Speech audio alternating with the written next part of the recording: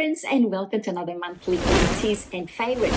This video series is evolving, and in today's video I'll be sharing with you not only my empties and favorites in skincare, but also new supplements that I'm using, and also shows that I've been binge watching. Plus, I'm also going to be answering some questions that have been asked this month. So grab your drink of choice and let's sit back and let's get started. The first product that I finished this month is the Saya Rich Body Cream. If you're looking for a certified organic Australian cream, then you're going to love this cream. It's really thick and chocker full of skin-loving ingredients such as shea butter, macadamia oil, cocoa butter, and coconut oil that will promote skin elasticity and provide nourishment to help repair dry and damaged skin. You'll love this cream. I've worn this all over my body and have especially loved how really dry areas on my knees and elbows have absolutely loved the richness of this product. It is very thick though, so it does need a little bit of massaging into the skin, but with minimum effort, my skin has felt soft and smooth with a really gentle, lingering scent of coconut. I applied this at night after showering, after I've dried my skin, and before putting on my PJs, obviously for the night. And I can't tell you how beautifully soft and nourished my skin feels in the morning when I wake up. This skin line has been created in Noosa, Queensland, and they've updated their products and a product range. So I'm really looking forward to trying more of their products, seeing how much I've really enjoyed using this cream. Now, what I'm going to do is keep all the skincare products together so that if you want to revisit a particular product in this video, it'll be in the one section marked skincare. I have finished off the Retinol Correction Deep Wrinkle Serum. This visibly firms and reduces the look of wrinkles. It's full of antioxidants and retinol that provides visibly smoother, firmer, more radiant looking skin, and it helps reduce the appearance of deep wrinkles. It's gentle enough for use every day and can be used both morning and night. However, I have to say, I only use it at night because I prefer not to apply too many layers to my skin in the morning. My skin does have wrinkles and I like to apply the very bare minimum so that my cosmetics, my foundations and concealers don't have to fight through multiple layers of products in order to grip to my skin. Overall, I found this serum to be highly effective in improving the texture and appearance of my skin. If you're looking for a reliable retinol product that can fit seamlessly into your skincare routine, I highly recommend giving this one a try. Early this month, I finished the Versed Weekend Glow Daily Brightening Moisturiser with vitamin C and cloudberry oil. This cream is super lightweight and non-greasy. It kept my skin moisturized all day long and worked really well with any foundation that I used. It left my skin with a really nice glow without any irritation or oily feeling. It has ingredients like cloudberry oil and a carrot root extract, and I only needed to apply a tiny little pea-sized amount in the morning to see and feel its hydrating effects. I've been using ROC products on and off for a good 15-20 years, probably since my late 30s, early 40s, and I really trust their products. I tend to return to them every few months because I find that the products are very effective. The Derm Correction was a new product to me. The syringe-like look of the packaging was a little bit gimmicky because it's not an injectable, and the actual quantity was really only 10 mils in the whole packet, so there's a lot of wasted packaging. And I always apply the product on my fingertips first before dividing it into two sections and massaging it gently into the problem areas around my eyes and lips.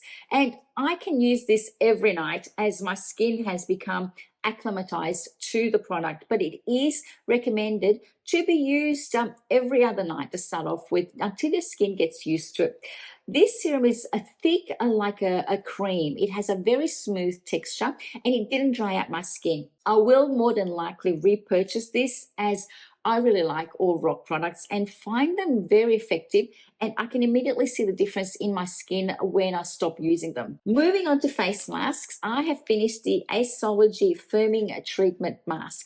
This is a peeling mask that you apply it wet and it dries into a thin film that you peel off your face.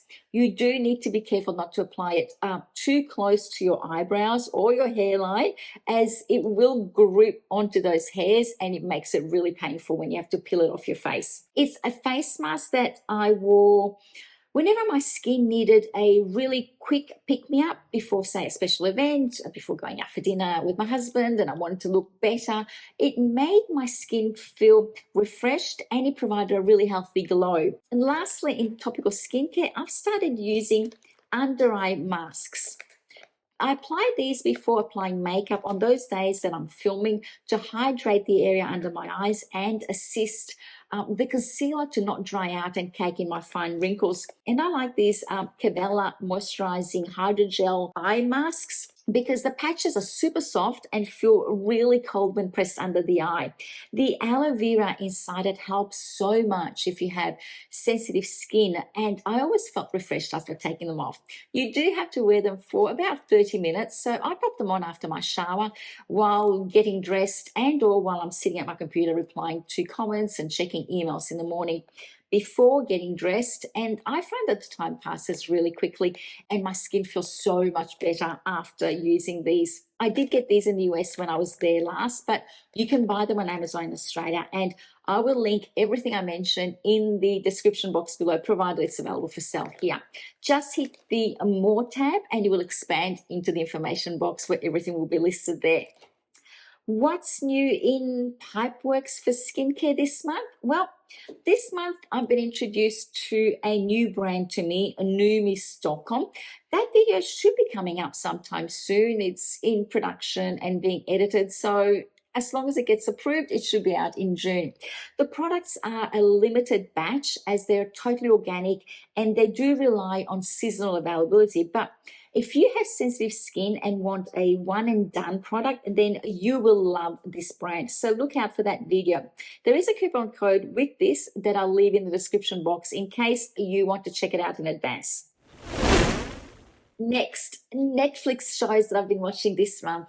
Oh my goodness. Have you watched One Day? I binged watched this with my husband over a couple of nights, I think. It was that good. One Day is a Netflix series adapted from a novel by David Nichols. It follows the intertwined lives of Emma and Dexter, who meet on their graduation day from Edinburgh University. The series tracks their relationship over the course of 20 years, revisiting them each year on the same day, July the 15th. And through life's ups and downs, successes and setbacks, the series explores the themes of love, friendship, and personal growth, showing how a single day can change everything.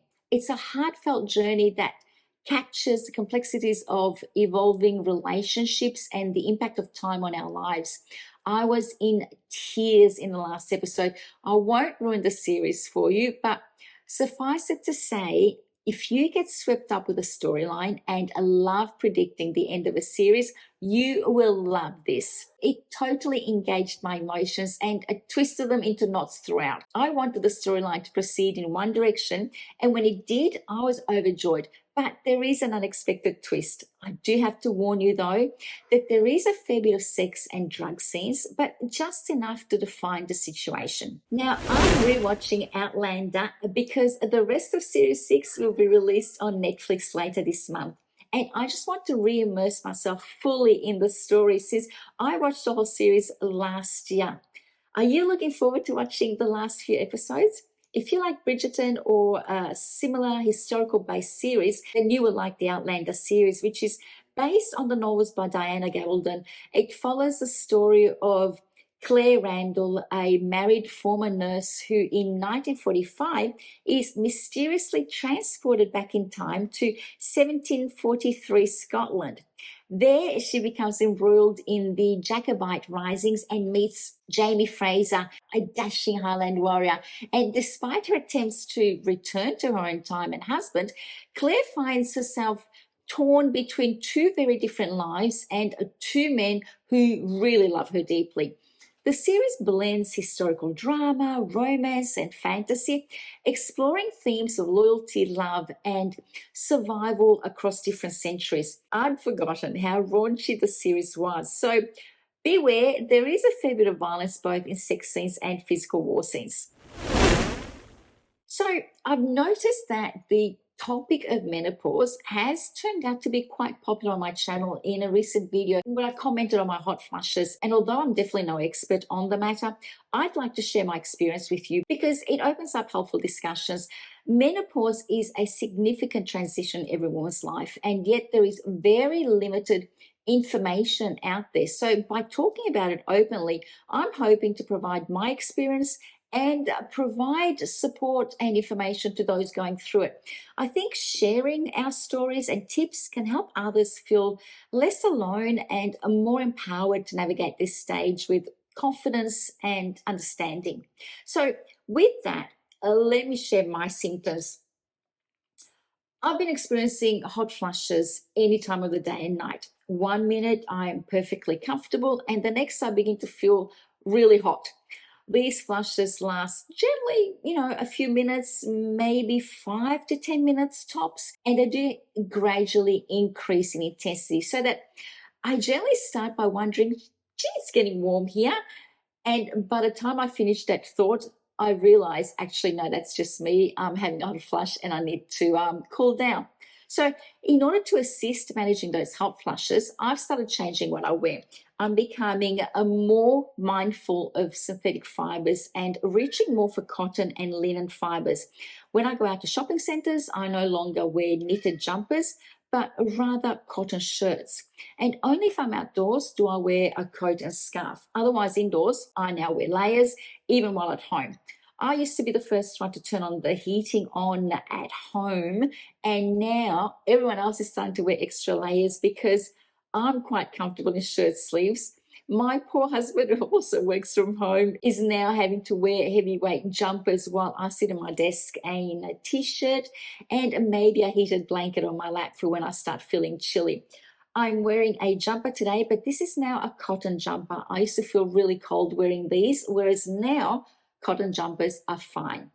Obviously, I have to say, just for anyone out there, I'm not making anyone freeze, but the house is not as probably toasty all day long as it may have been in the past. And personally, I've not had any mood swings, but I did have these a couple of years ago that I put down to work-related stress, which I've mentioned in a recent video, which I'll link down below. And these may have been related to perimenopause, but since having hot flushes, my mood is quite stable and emotionally I'm feeling quite balanced. But as I said, I have made career changes that may have contributed to this. I have experienced weight gain over the last few years, which I've put down to pandemic eating, but subsequently, I have noticed that what used to work in helping me drop unwanted kilos a few years ago is no longer working anymore.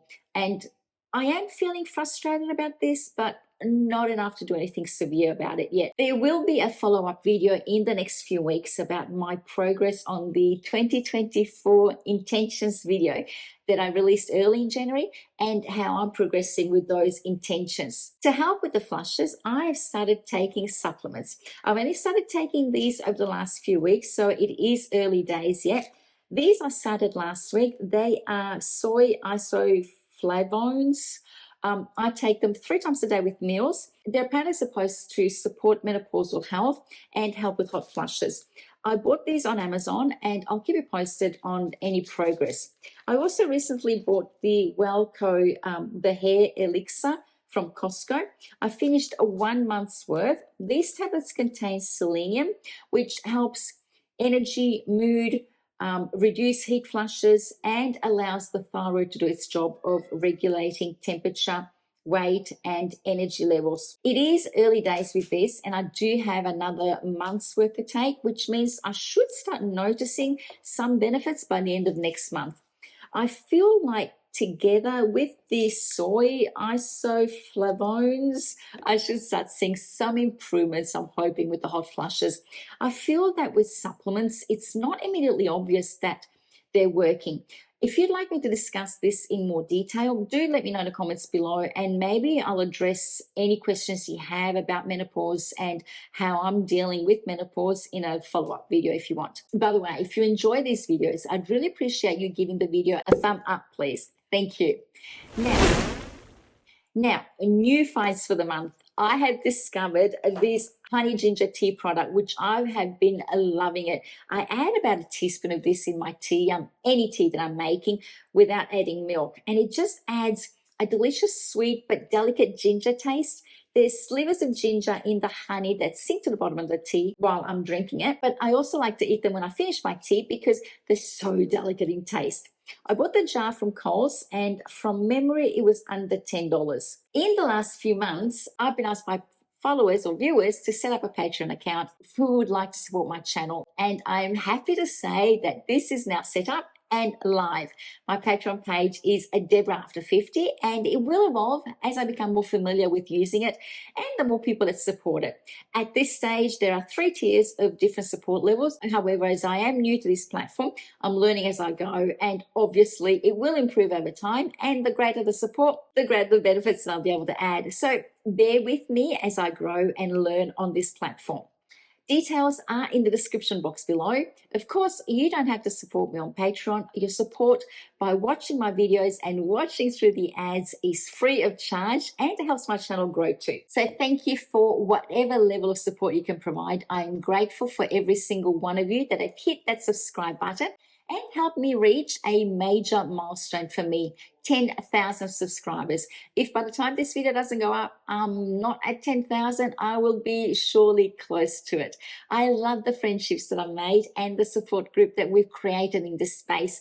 I could not have imagined that I could touch so many people with my weekly videos, and that so many of you have decided to return week in, week out and share my life and journey. Thank you from the bottom of my heart for all of your support. I truly appreciate it. I was recently gifted the Ultrahuman Ring AIR. This is a smart ring, very much on the lines of a fitness tracker, but with the benefit of looking like a fashion piece rather than an ugly black watch or a fitness tracker. I will be releasing an unboxing of this shortly, but as a heads up, I am loving it. This little ring monitors my sleep patterns, my heart rate, my stress levels, and so much more. And I thought I'd let you know about it because if you're into taking care of your health and were interested in a subscription-free ring option, then you're going to love this. More in the upcoming video. But in the meantime, I do have a coupon code in case this has piqued your interest and you'd like to find out more before my video is ready. The coupon code will be down below. For those of you that have indoor plants, I would like to share with you a recent discovery of mine. You may already know this, and if you do, then let's swap in the comments below something that you know that you think I don't know that can help my indoor plants. My latest discovery is placing banana peel in a jug of water overnight and letting that distill in the water, and then using that water the following morning to water my plants. I have found that ever since using this banana water on my plants have absolutely thrived, and I can definitely see an improvement in the health and the condition of my plants. So now, whenever I have a banana, I throw the peel in a jug, add some water to it, and I always have a jug of banana water ready for my pots to water them whenever they need a drink, and my plants have never looked better.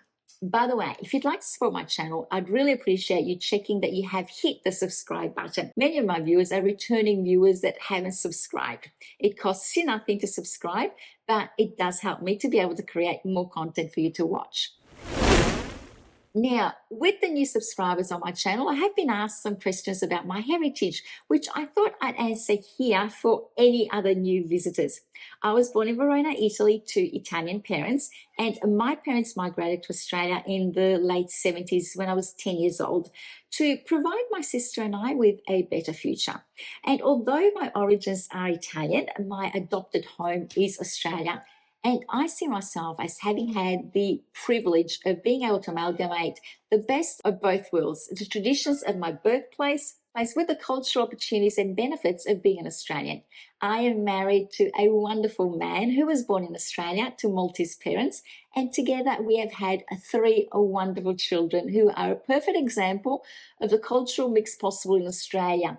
They are Australian with a sprinkling of Italian and a sprinkling of Maltese thrown in. They pick and choose which ones they like to identify with. So, for example, they like salami but don't like Maltese sausages. If you're Maltese, you'll know, but for my non-Maltese viewers, these are like continental sausages uncooked. But they love Maltese pasticci, but not bitter foods like rape, which are an Italian bitter green vegetable, similar to kale, sort of. Sometime soon, I will be updating you on my grey hair journey. I feel like it's getting long enough that I can now cut the remaining coloured ends off without going too short. So please let me know in the comments below what questions you have that I can answer for you regarding my two-year-long journey to fully grey. Now, obviously my hair is not fully grey. I've got grey streaks natural in it, but basically to just going fully natural and embracing my greys. Thank you for watching. I truly appreciate your time. Until next time, my friends, bye.